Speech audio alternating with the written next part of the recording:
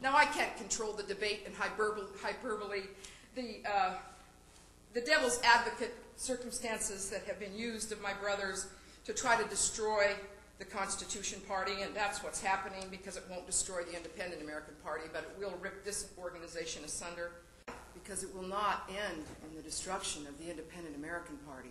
For we will continue to flourish in Nevada, whatever the decision is here. But it is leading to the disintegration and destruction of the Constitution Party. This bloodletting cannot continue, or we will not survive. But Nevada will survive. As sort of like a wrecking ball. If we start this wrecking ball swinging in motion towards this building, the building being the Constitution Party, and the destructive nature of it, it will continue to swing, and more of the party that has been built over these several years will continue to crumble and fall. These are terror and intimidation tactics. And I'm too old to be terrorized. I'm not a terrorist or a cannibal. Oh, if we disaffiliate or acknowledge their disaffiliation, it will destroy the party. You know, the sun will fall from the sky, the seas will boil. So let's think a little more in the realm of reality and not be so easily deceived. Satan would like nothing more than to divide us at this point. And over this issue on which we are agreed, a house divided against itself cannot stand, will not stand. Abraham Lincoln said, a house divided against itself cannot stand. We are now half slave and half free. We must of necessity be all slave or all free. He was pushing for all free. So within the Constitution Party, that's in favor of our resolution. We've got to be all free. We've got to be 100% pro-life. And those two exceptions keep us from doing that. This party is torn apart. It cannot stand.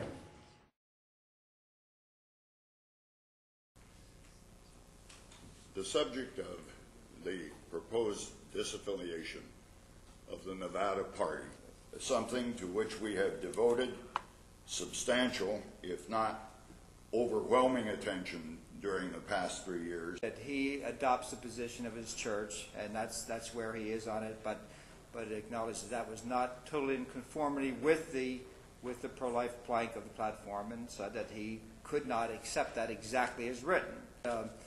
But we were not able to resolve that specific issue, or I should say whatever his inconsistency or his inability to accept in total detail the pro-life plank of the Constitution Party's platform.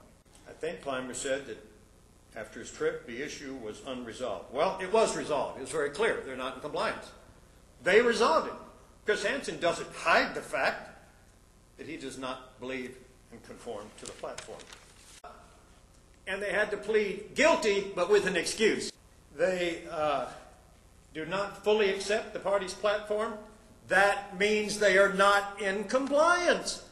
Therefore, be it resolved that the Independent American Party of Nevada is hereby expelled from membership from the Constitution Party National Committee. The question of fact as to whether Nevada is 100% pro-life really is clear to everyone. Even the people who are going to vote against this resolution understand that they're voting for a statement that is understood completely differently in all parts of the world if you use the English language. Nevada must go if we're going to be a pro-life party, and that is the truth, and anything else is a lie. We are not in strict compliance with this or that or the other thing. Doesn't matter. It does not matter your religious affiliation. It does not matter your opinion on anything else. It is simply the fact that Nevada does not comply, and the National Committee is willing to compromise on the life issue. The real issue was, can a man, in this case Chris Hansen, or a party in the case of Nevada, be loyal to both the platform and a church which have diametrically opposed viewpoints on the sanctity of life? Don't know.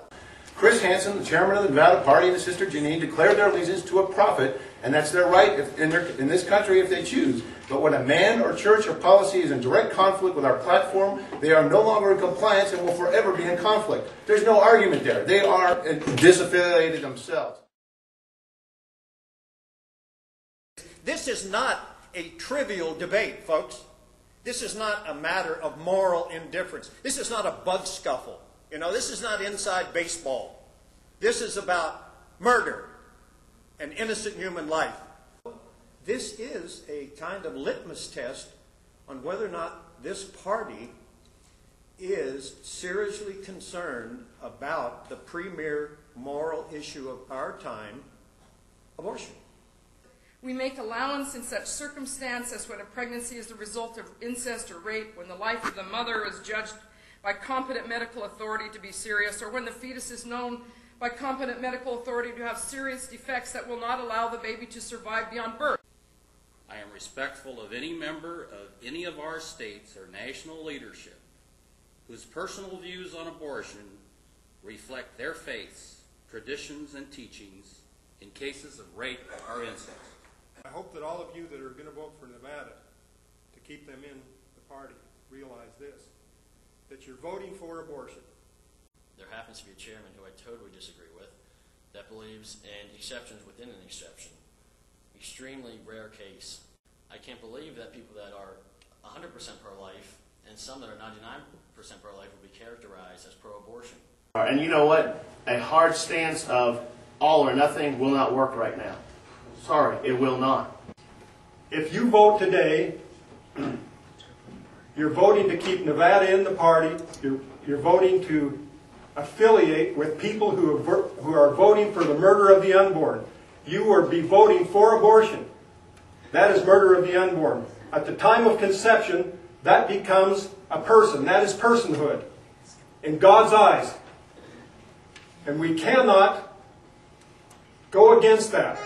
So that the whole issue has to do with personhood. And that's why it is true that if you have exceptions that you allow, if you say it's okay to kill this baby because the baby was conceived from rape or incest, if you say that, then you truly are not pro-life. You're not acknowledging the personhood of that human being, and that taking that person's life is in fact a premeditated murder.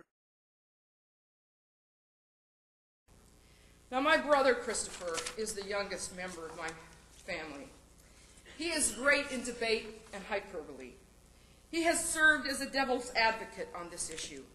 And perhaps because of the definition of things and different ways of looking at things from an LDS perspective and a national, my decision on that now would have to be more in line with my own personal point of view, rather than what I deem to be the position of the prophet.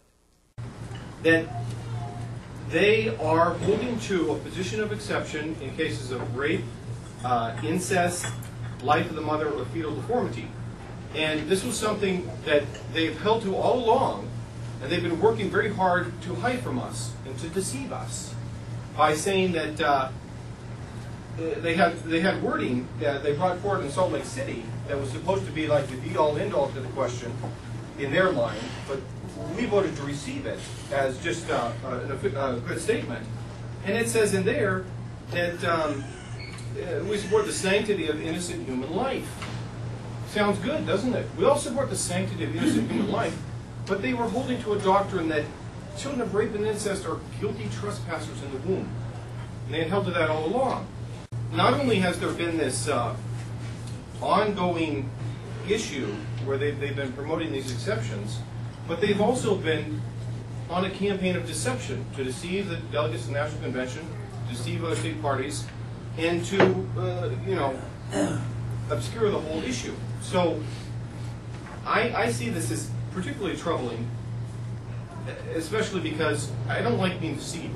I've been deceived many times in my life before, and to me, it's about truth. I don't care about the numbers. I don't care about how many people the Mormons are bringing in and how many numbers they have. I'm concerned about the truth. And when I see this kind of thing going on, I recognize it as coming from one who's the father of lies and who was a murderer from the beginning. You have the lying and you have the murder, and they go together. And this is not from the God I serve, and I can't support it in any way.